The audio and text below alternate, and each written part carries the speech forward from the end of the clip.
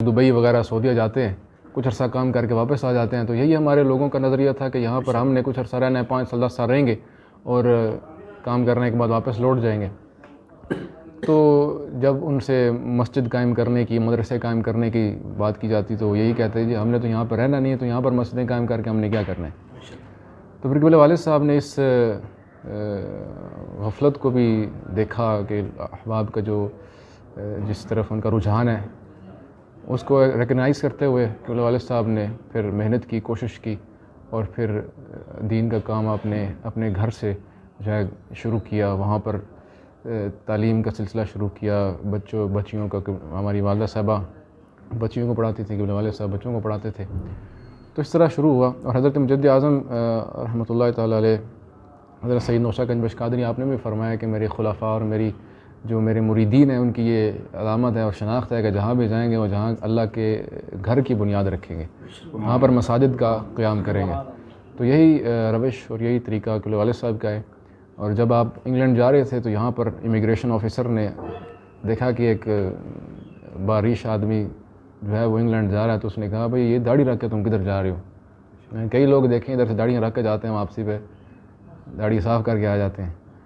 تو ہم نے پھر دیکھا، دنیا نے دیکھا کہ صرف آپ نے اپنی داڑھی کو برقرار نہیں رکھا بلکہ ہزاروں اور لوگوں کو سنت پہ اوپر جو ہے وہ آپ نے راغب کیا ہے.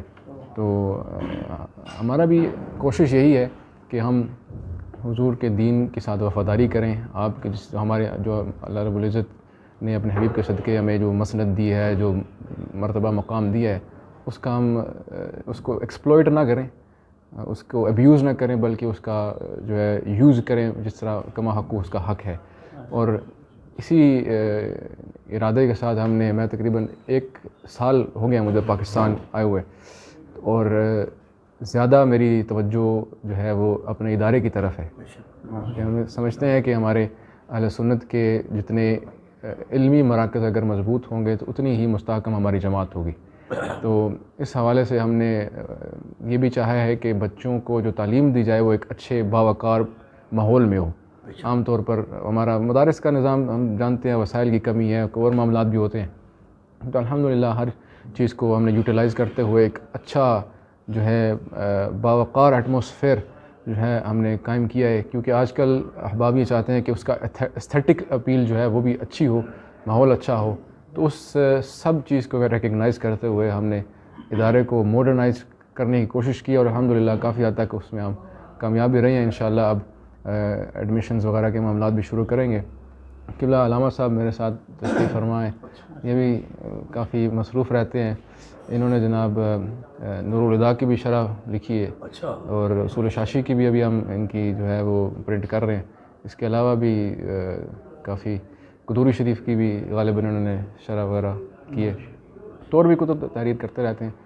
تو اس طرح ہمارا بھی ایک ارادہ ہے کہ ہم ادارے کے اندر بھی ایک ریسرچ سینٹر قائم کریں جس میں علماء اور طلباء جو ہیں ان کو لکھنے کی طرف اور جو ہماری ریٹن مٹیریل ہے اس میں اضافہ ہو، تاکہ لوگوں تک اوتھینٹک اور ریلائبل مٹیریل جو ہے اہل سنت کا وہ پہنچ سکے. ہم دیکھتے ہیں کہ دوسرے لوگ اس فیلڈ میں بہت کام کر رہے ہیں، لیکن ہمارے لوگ جو ہیں وہ اس طرف زیادہ رجحان نہیں ہے، نہ مدارس میں ہے اور نہ ویسے پرائیویٹ طور پہ کوئی احباب کرتے ہیں.